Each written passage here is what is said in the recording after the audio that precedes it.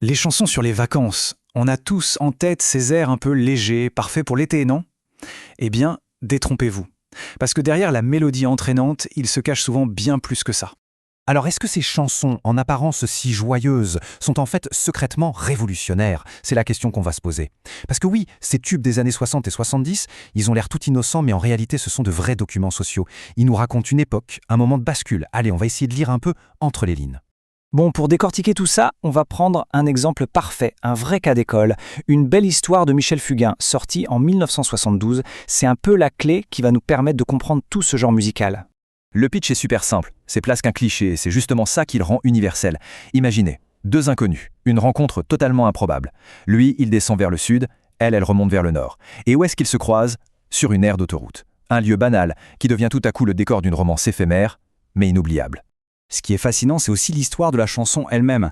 À la base, Fugain, lui, il voyait les choses en grand, à l'américaine. Il pensait à la Route 66, au film Easy Rider. Mais son parolier, Pierre Delannoy, a eu ce coup de génie de dire « Non, on va faire plus simple, plus proche de nous. On va parler de l'autoroute des vacances. » Et le truc le plus fou, c'est que cette chanson, qui était juste censée être une phase B, est devenue un succès phénoménal. Fugain lui-même n'en revenait pas. Et quand on parle de succès, regardez ce chiffre, 800 000. C'est le nombre de disques vendus juste pour l'année 1972. Il faut se remettre dans le contexte de l'époque, c'est énorme. La chanson n'a pas juste bien marché, elle est devenue un véritable phénomène de société. Elle a touché l'imaginaire de tout le monde. Ok, maintenant prenons un peu de recul. Parce qu'au-delà de cette chanson, c'est tout un message politique qui se cache. Le tourisme, qu'on voit comme un simple loisir, eh bien il devient un moyen de faire passer des idées, un vrai commentaire social. Et pour bien comprendre ça, il faut savoir un truc essentiel. Michel Fugain, à ce moment-là, ce n'est pas juste un chanteur solo. Il a monté le Big Bazar, une troupe d'une trentaine de personnes. Et c'était pas n'importe quelle troupe, c'était une sorte de coopérative où tout le monde avait le même salaire, du technicien à Fugain lui-même. C'était complètement dans l'esprit hippie, communautaire, post-68 quoi. Et là, on arrive vraiment au cœur du réacteur, parce que ces chansons, l'air de rien, elles venaient taper directement dans les fondations de la France de l'époque, la France gaulliste. D'un côté, on avait les valeurs bien établies, le travail, la famille, l'autorité. Et de l'autre, ce que ces chansons mettaient en avant, les loisirs, la liberté, l'amitié, l'amour. D'ailleurs, des exemples, il y en a plein. Pensez à Henri Salvador qui chante « Le travail, c'est la santé », mais qui ajoute tout de suite « Ne rien faire, c'est la conserver ». Ou Sheila, qui explose de joie parce que l'école est finie, ou encore quand elle dit à son père « Papa, t'es plus dans le coup ». Sous des airs de pop acidulé, c'était un message hyper subversif qui infusait dans toute la société. Le coup de génie, il est là. Personne n'aurait qualifié Sheila ou Salvador de chanteurs engagés. Et c'est justement ça, leur force. Comme ils avaient l'air inoffensifs, leur message passait crème. Et tout doucement, ils venaient grignoter les bases de la vieille société. En fait, leurs chansons ont un peu labouré le terrain pour cette fameuse nouvelle société que les politiques promettront juste après.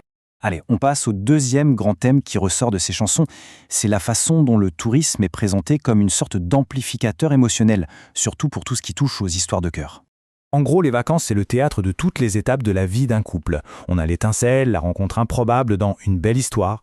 On a l'apogée, l'amour parfait avec Sheila et Ringo et leur gondole à Venise, où tout est idyllique. Et puis, il y a la fin. Et là, c'est la même Venise, mais chez Aznavour. Elle devient le décor triste et froid d'une rupture. C'est exactement ça l'idée de l'amplificateur émotionnel. Une fois qu'on est sorti du quotidien, de la routine, c'est beaucoup plus dur de tricher. On ne peut plus se voiler la face, ni cacher la vérité à l'autre. Les émotions sont exacerbées, les bonnes comme les mauvaises. Finalement, le voyage, ça devient un peu le crash test du couple. Bon, alors si on met tout ça bout à bout, qu'est-ce que ça nous dit? En fait, en mêlant le politique et le personnel, on touche à quelque chose de très profond sur ce que ça veut dire être touriste. Et ça nous conduit à l'idée centrale défendue par le chercheur Olivier Lazzarotti. Pour lui, c'est simple. Être touriste, ce n'est pas juste s'échapper de la vie de tous les jours. C'est une autre manière de la vivre. C'est une pratique qui a un vrai sens, un vrai impact politique et personnel. C'est en somme une autre façon d'habiter le monde. Et tout ça, ça amène forcément une dernière question. Une question pour notre époque.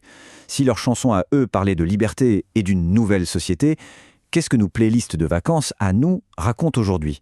Qu'est-ce qu'elles disent de nos propres aspirations? La question mérite d'être posée.